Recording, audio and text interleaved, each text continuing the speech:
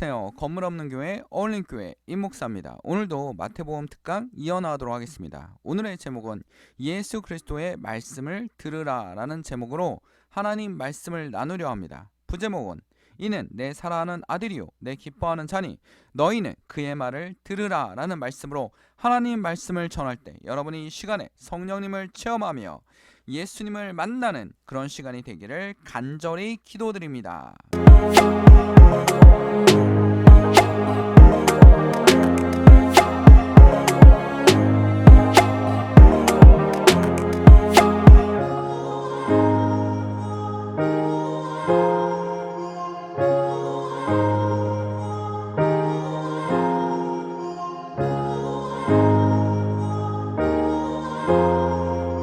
자, 베드로 후서에 보면 베드로가 이런 말을 합니다. 주의 성도들에게, 초대교회 성도들에게 정말 당부하는 말입니다. 우리 주 예수 그리스도의 능력과 강림하심을 너희에게 알게 한 것이 교묘히 만든 이야기를 따른 것이 아니요.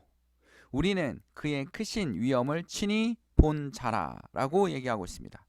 우리는 예수 그리스도를 본 증인이다 라고 다시 한번 반복해서 성도들에게 강조하고 있습니다. 자, 베드로가 말하고자 하는 것은 무엇입니까? 마태가 전하는, 누가가 전하는, 그리고 또 뭡니까? 요한이 전하는, 마가가 전하는 예수 그리스도의 일생은 모두 다 사실이다. 우리가 본 바를 그대로 전하고 있다라고 분명히 얘기하고 있습니다. 여러분도 오늘도 하나님의 말씀을 하나님의 말씀으로 받아들이는 여러분이 되시길 간절히 축원드립니다. 하나님을 믿는 믿음이 자랄 수 있도록 기도하시는 여러분이 되시기를 간절히 축원드립니다. 자, 오늘의 말씀은 마태복음 17장입니다. 1절에서 8절에 무슨 있냐면 변화산 사건입니다. 정말 유명한 사건이지만 마태, 마가, 누가, 요한이 모두 다 기록하고 있습니다. 놀라운 사건이죠. 성경에 나오면 자, 여러분 생각해봅시다. 가장 이스라엘 사람들에게 유명한 사람입니다. 누굽니까? 모세, 그 다음에 엘리야. 이 두 사람이 예수님과 동시에 서 있었다라는 겁니다. 그걸 마태, 마가, 누가, 요한이 모두 다 전하고 있고 예수님의 제자들이 그렇게 얘기하고 있습니다. 아까 얘기했듯이 베드로도 우리가 지어낸 것이 아니다. 우리가 본 바를 그대로 말하고 있다라는 겁니다. 쉽게 말하면 이런 거죠. 여러분 누구냐면 만약에 사회학을 공부하는 친구들에게 만약에 존 롤스가 나타났습니다. 사망하셨죠. 사망인데 존 롤스가 자유론을 쓰신 미국의 철학 교수님입니다. 그럼 굉장히 놀랄 겁니다. 그쵸? 만약에 살아있는 독일의 철학자, 우리 독일의 철학자면 칼 막스, 그 다음에 막스 베버, 그치? 이런 사람들 들 수 있죠? 그 다음에 현재 살아계신 하바마스, 담론하면 굉장히 유명했던 학자들 아닙니까? 독일 철학의 기둥 같은 사람들입니다. 그쵸? 칼 막스가 쉽게 말하면 사회학의 기둥이다 하면 그 기둥을 열심히 때려서 유명해진 사람이 막스 베버 아닙니까? 그렇죠? 막스 베버고 이 막스 베버가 칼뱅도 설명한 적이 있습니다. 그렇죠? 하바마스는 담론, 대화와 토론을 통해서 어떻게든 민주주의를 이끌어갈 수 있는 그렇죠? 그런 거를 만들어라라고 얘기하고 있습니다. 민주주의는 여러분 뭡니까? 우리가 맹신하는 이념은 아닙니다. 그렇죠? 당연히 이념을 우리가 맹신하진 않습니다. 우리는 하나님을 맹신합니다. 하나님을 따라가려고 합니다. 우리가 내려놓고 하나님을 따라가는 게 가장 중요한 거지. 민주주의, 자유평등 이거는 뭡니까? 국가의 그냥 시스템일 뿐입니다. 국가가 모든 사람이 좀 더 잘 살 수 있는, 좀 더 돌아갈 수 있는 그런 이념에 불과한 것입니다. 그렇죠? 그러니까 이 학자들도 만들어낸 거 아닙니까? 당시의 상황이 너무나 안 좋았으니까 이런 이념, 사회주의를 만들다든지 공리주의를 만든다든지, 그렇죠? 모든 사람이 어떻게 하면 행복하게 살 수 있지? 좀 더 많은 사람들이 행복할 수 있을지라고 연구한 것들이 사회주의, 그 다음에 뭡니까? 사회계약설, 그렇죠? 사회계약설은 민주주의 개념이 되지 않았습니까? 국가의 존재에 대해서 이렇게 얘기합니다. 옛날에는 짐이 곧 국가다. 누굽니까? 루이 14세, 프랑스의 절대 왕정. 내가 곧 국가야 라고 얘기했던 사람이지 않습니까? 그러니까 왕이 국가니까 국가의 존재는 왕의 존재와 같은 거야 이렇게 굉장히 자신의 존재가 굉장히 귀중하다라는 것을 막 얘기했죠. 심지어는 이들이 기독교 국가니까 뭡니까? 여러분, 기독교라는 개념은 다시 한번 짚고 넘어가겠습니다. 기독교는 한자로 크리스트교를 얘기하는 겁니다. 그러니까 크리스트교는 뭡니까? 그리스 정교, 카톨릭, 그 다음에 신교, 개신교죠.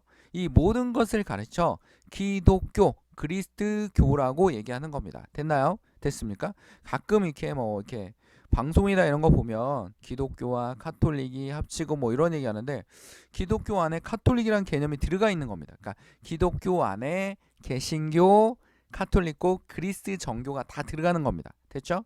여기 개념 정리를 해보도록 하겠습니다. 그렇다면 우리가 기독교가 굉장히 강조하는 거, 그쵸? 강조하는 거 뭡니까? 오로지 예수 그리스도입니다. 예수 그리스도입니다. 근데 그 예수 그리스도의 앞에, 제자들 앞에, 당시의 유대인들 앞에서는 굉장히 대단했던 사람 누굽니까? 모세, 엘리야. 이 두 사람이 예수님과 같이 나타났다라는 겁니다. 정말 놀라운 사건이지 않습니까? 만약에 사회학을 전공한 학생들 앞에 독일의 학자 하바마스가 왔을 때 너도 나도 그 강의를 한번 들어보려고 굉장히 난리를 치지 않았습니까? 그런 거와 똑같습니다. 만약 연예인을 좋아하는, 좀 더 쉽게 얘기하면 학자에 대해서 잘 모르기 때문에 연예인을 얘기하면 우리 그 아파트 로제로 했던 로제가 여러분 앞에 나타났습니다. 그럼 굉장히 막 감동하기도 하고 울기도 하고 막 이러지 않습니까? 사람들이 굉장히, 팬들은 그럴 수 있다라는 겁니다. 그렇죠? 근데 모세와 엘리야가 나타났습니다. 제자들은 굉장히 놀라웠을 겁니다. 이 놀라운 광경 자체가 이들에게 잊을 수 없는 광경일 것입니다. 지금 말하면 굉장히 이런 일이 어떻게 일어나지 이렇게 얘기할 수 있겠지만 정말 놀라운 광경입니다. 놀라운 광경. 거기 1절에 보면 엿새 후에 아주 정확하게 기록하고 있죠. 마태가 강조하고 있어요. 이런 일이 있었어. 앞에 이런 일이 있었어. 예수께서 베드로와 야고보와 그 형제 요한을 데리고 따로 높은 산에 올라가셨더니, 변화산이 어딘지 모릅니다. 높은 산에 올라가셨대요. 그들 앞에 변형되사 그 얼굴에 해같이 빛나며 옷이 빛과 같이 휘어졌더라. 예수님이 굉장히 변화하셨죠. 그때 모세와 엘리야가 예수와 더불어 말하는 것이 그들에게 보이거늘. 놀랍지 않습니까? 모세, 이스라엘에게는 엄청난 선지자 중에 최고라고 뽑힙니다. 유대인들 물어보면 최고의 선지자 누굽니까? 모세라고 얘기하죠. 모세는 예수님의 상징입니다. 성경에 보면 모세가 없는, 이집트에 갇혀있는, 이집트의 노예가 되어 있는, 죄의 노예가 되어 있는 사람들은 어떻게 합니까? 이집트로부터 탈출시킵니다. 출애굽기를 시작하는 거죠. 이집트로부터 엑소도스를 시작해요. 그래서 어떻게 합니까? 탈출해서 광야로 끌어냅니다. 그리고 가나안 땅으로 들어가지 않습니까? 모세는 못 들어갔지만 다 가나안 땅으로 들어가지 않습니까? 즉 죄에 빠진 우리를 구원하시는, 누굴 얘기하고 있습니까? 누굴 상징하고 있습니까? 예수 그리스도를 상징하고 있습니다. 하나님께서 이 지구와 우주를 창조하신 하나님께서 예수 그리스도를 통해서 만나고 싶어합니다. 누구를요? 여러분들을, 당신을 만나고 싶어합니다. 죄에 빠져 있죠. 우리는 정말 어둠에 빠져 있습니다. 매일 어둠의 유혹에 시달리고 있습니다. 그렇죠? 그리고 고민과 걱정에 완전히 쌓여 있을 때도 있습니다. 아니면 뭡니까? 탐욕에 빠져서 누군가를 누르기 위해서 애를 쓰고 있는 모습일 수도 있습니다. 누군가는 뭐 하고 있습니까? 어떻게 하면 죄를 지을 수 있을까? 이런 것을 고민하고 있을 수 있습니다. 그러지 않을 것 같습니까, 여러분? 학생들 보세요. 중고등학교 애들 중에서 흡연하는 애들은 뭐 하기 원합니까? 담배를 사기 원해요. 합법입니까? 불법입니까? 불법이죠. 그렇죠?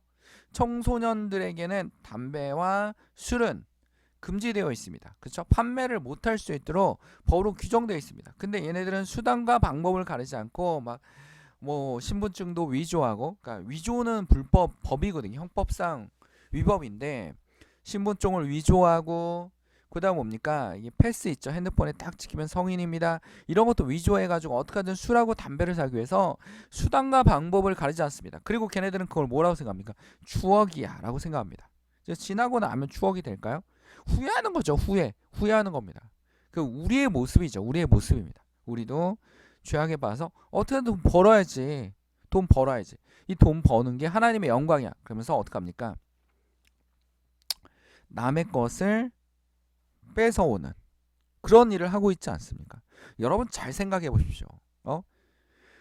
새로운 걸 생산하는 게 아닙니다. 새로운 걸 생산하는 활동이 아니라 남의 것을 뺏어오는 활동을 하고 있지 않습니까? 아니면 거짓말로 남의 것을 뺏어오고 있지 않습니까?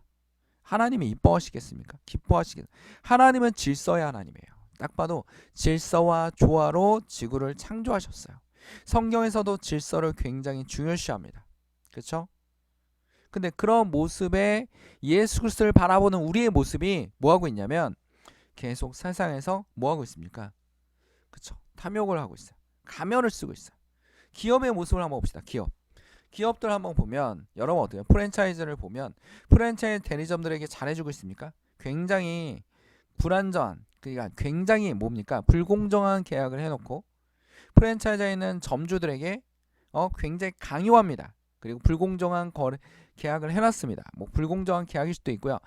법적으로는 문제가 없는 계약일 수도 있습니다. 근데 세밀하게 보면 분명히 공정거래법에 걸릴 수도 있어요. 그렇죠? 걸릴 수도 있습니다. 근데도 불구하고 수단과 방법을 가리지 않고 프랜차이즈에 있는 점주들을 굉장히 쪼아서 단물을 뽑아내는 그런 모습을 보이고 있죠. 우리 조선시대도 한번 볼까요? 조선시대 백성들에게 어떻게 했습니까?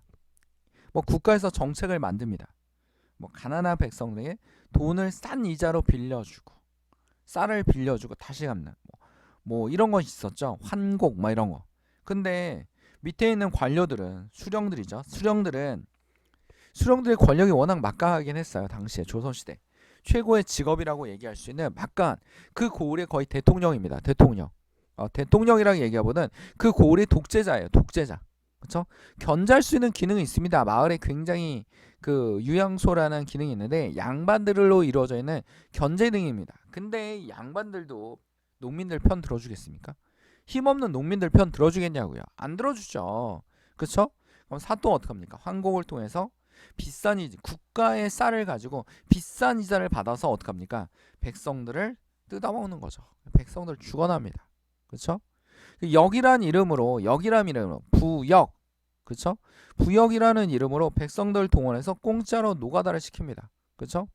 우리 집이 너무 적은데 사또나리께서 좀 집을 넓혀야겠다. 국가를 위한 부역이다. 그렇죠? 이걸 통해서 우리 고을의 이미지를 높이겠다라는 뭐 이런 개념으로 부역을 시키는 거죠. 그렇죠? 저도 그런 거 별로 좋아하지 않습니다. 뭐 구청이나 시청을 굉장히 화려하게 짓는 거. 뭐 필요 없다라고 얘기하기보다는 좀 더 지나치면 안 된다라는 거. 그렇죠? 지나쳐 가지고 막 지자체 재정이 안 되는데도 불구하고 얼마나 좋은 건물에서 살고 싶으면 그런 짓을 하겠습니까? 굉장히 보기에는 그렇게 좀 감당할 수 있는 범위 내에서 시청이나 구청이나 이런 걸 지면 얼마나 좋겠습니까? 그렇죠? 좀 짓고 나니까 뭐 디폴트 뭐 이런 선언이나 하고 있으면 안 되겠죠. 그렇죠? 그렇게 있었다라는 겁니다. 근데 예수님 앞에 서 있는 이 모습 얼마나 감동이겠습니까? 가장 존경하고 가장 보고 싶은 사람들 한눈에 다 볼 수 있는 제자들은 영광을 얻었습니다. 이 보는 걸로 믿음이 생기는 건 아니에요. 그렇죠? 여기 보니까 보는 걸 통해서 믿음을 생기지 않습니다. 우리가 경험하고 나도 계속 의심할 수밖에 없습니다. 끝없이 의심하죠. 그렇죠? 오로지 우리의 의심과 우리의 연약함을 뭘로 덮어야 됩니까? 기도와 말씀으로. 기도와 말씀입니다. 그때 모세와 엘리야가 예수와 더불어 말하는 것을 그들에게 보이거늘 베드로가 예수의 여쭤되 베드로가 너무나 흥분했어요. 주여 우리가 여기 있는 것이 좋사오니 만일 주께서 원하시면 내가 다 초막셋을 짓고 하나는 주님을 위하여 하나는 모세를 위하여 하나는 엘리야를 위하여 하리이다. 이것을 짓고 삽시다. 너무나 좋으니까요. 그렇죠? 근데 말할 때 호련히 빛과 구름이 그들을 덮으며 구름 속에 소리가 나서 이르시되 이는 내 사랑하는 아들이요 내 기뻐하는 자니 너희는 그 말을 들으라. 가장 핵심적인 구절입니다. 오늘의 핵심적인 구절 뭡니까? 5절 말할 때 호련히 빛과 구름이 그들을 덮으며 구름 속에서 소리가 나서 이르시되 이는 내 사랑하는 아들이요 내 기뻐하는 자니라고 얘기하고 계십니다. 뭐라고 얘기하고 계세요? 기뻐하는 자니. 그리고 우리한테 뭐라냐면 그 말을 들으라 라고 명확하게 얘기해요. 그의 말을 들으라 라고 명확하게 얘기하고 있습니다. 그렇죠? 자, 우리가 보니 하나님께서 우리 신명기 18장 15절에 보면 하나님께서 여호와께 너희가 가운데 내 형제 중에 너를 위하여 나와 같은 선지자 하나를 일으키리 너희는 그의 말을 들을지어다. 그게 뭡니까? 신명기에도 나와 같은 하나님과 같은 선지자 하나를 너희 가운데 내 형제 중에 너를 위하여 나와 같은 선지자 하나를 일으키리니 그의 말을 들으라. 누구의 말? 예수 그리스도의 말을 들으라라고 얘기하고 있습니다. 신명기도 간접적으로 예수님을 예언하고 있습니다. 그리고 그의 모습은 어떠세요? 이 소리는 우리가 그와 함께 거룩한 산에 있을 때 베드로가 또 증언하고 있죠. 산에 있을 때 하늘로부터 난 것들을 들은 것이라. 하늘로부터 난 것을 들은 것이라. 변화산에서 예수님 목격한 건 우리도 다 목격했고 변화했다, 보았다라는 겁니다. 내가 거짓말하는 것이 아니다. 내가 직접 보았다라고 베드로가 간곡히 얘기하고 있습니다. 이 모습을 보았다. 예수 그리스도는 살아계시고 그들은 부활하시고 그리고 어떻게 하십니까? 여러분 앞에 다시 나타나셨다라는 겁니다. 우리는 어떻게 됩니까? 예수님의 말씀을 들어야 됩니다. 예수님과 기도해야 됩니다. 예수님과 교제해야 됩니다. 이게 우리에게 가장 중요한 것입니다. 그렇죠? 무엇이 중요합니까? 예수님과 만나는 거, 교제하는 거. 그리고 어떻게 합니까? 여기서 초막을 짓고 사는 것이 아닙니다. 아직 우리에게 할 일이 있습니다. 내려가서 뭡니까? 하나님들에게 하나님의 복음을 전파하는 것입니다. 예수님의 복음을 전파하는 것입니다. 예수님의 복음을 알려주시는 것입니다. 우리의 본질이 무엇이냐 하면, 그렇죠? 본질이 무엇이냐면 하나님을 믿는 거, 하나님을 영광되게 하는 거, 하나님을 따르는 거, 하나님을 찬양하는 거. 이게 바로 우리의 본질입니다. 우리의 모습이어야 되는 거죠. 보라, 여호와의 크고 두려운 날이 이르기 전에 내가 선지자 엘리야를 너에게 보내리니. 이 선지자는 뭘 뜻합니까? 바로 세례 요한을 뜻합니다. 제자들이 다음 절에 보면 물어봅니다. 엘리야는 이런 구절인데 뭘 뜻합니까? 세례 요한을 뜻한다라고 얘기하고 있습니다. 예수님께서 직접 해석해 주지 않습니까? 성경을. 세례 요한을 뜻한다라고. 말라기에서 말하는 마지막 선지자는 누구다? 세례 요한이다. 그렇죠? 예수님이 오시면서 심판이 시작되었고 예수님이 그 심판에 우리에게 뭐 합니까? 길을 열어 주셨습니다. 그 길이 뭡니까? 십자가의 길인 것이죠. 그렇죠? 오늘도 여러분은 낙마하고 어둡고 세상을 바라보면서 넘어지고 있습니다. 세상을 바라볼 때 넘어질 수밖에 없습니다. 기독교인들은 넘어질 수밖에 없죠. 그렇죠? 비교가 되니까. 그렇죠? 우리가 잘 살고 있는데 대한민국이 잘 살고 선진국이 되는데 왜 불안합니까? 그건 무엇입니까? 그렇죠? 국가만 잘 사는 겁니다. 국민들은 힘들어하는 거죠. 누군가 노력했을 때 그에 대한 결과가 실패로 돌아가는 경우가 너무나 많다라는 겁니다. 퍼센티지가 높은 거죠. 여러분이 만약에 뭔가 아이디어를 짜고 그 아이디어를 내놓고 사업을 했습니다. 근데 그 사업을 했는데 실패 확률이 90%가 넘어요. 그럼 어떻게 해요? 불행하다고 느끼는 거죠. 우리가 바라볼 수 있는 건 뭐? 주만 바라볼 수밖에 없는 거죠. 예수님만 바라보는 겁니다. 왜? 너무나 힘드니까. 그렇죠? 이렇게 힘든 사회에서 공부를 열심히 했는데도 생각보다 취업이 안 돼요. 좋은 대학을 나왔는데도 취업이 안 돼요. 그럼 뭔가 불행하다고 사람들은 생각하는 겁니다. 이 근본적인 원인, 우리의 개념이 잘못됐다 이런 게 아닙니다. 그쵸? 젊은이들이 개념이 잘못됐다는 게 아닙니다. 우리의 근본적인 원인, 먹고 사는 문제, 이런 문제를 조금이라도 해결하고 싶은 겁니다. 그쵸? 해결하고 싶어요. 그러기 위해서 우리는 어떻게 합니까? 상대적 박탈감에 빠지거나, 그리고 굉장히 부자인데도 불구하고, 성공했는데도 불구하고 어떻게 합니까? 실패하는 인간처럼 무너져 내립니다. 무너져 내립니다. 이게 대한민국의 현실이에요.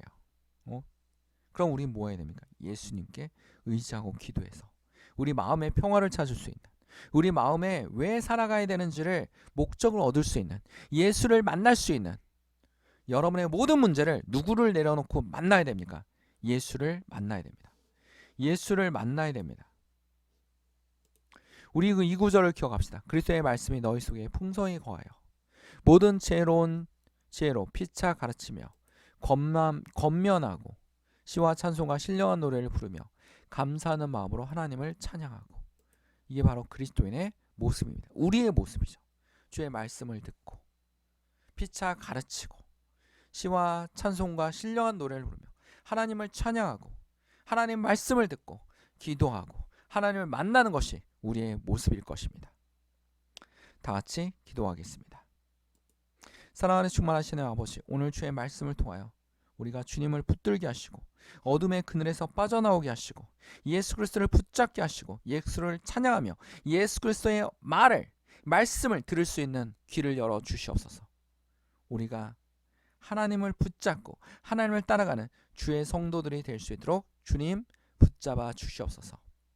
이 모든 것을 주님께 의지하며 예수 그리스도의 이름으로 기도드립니다.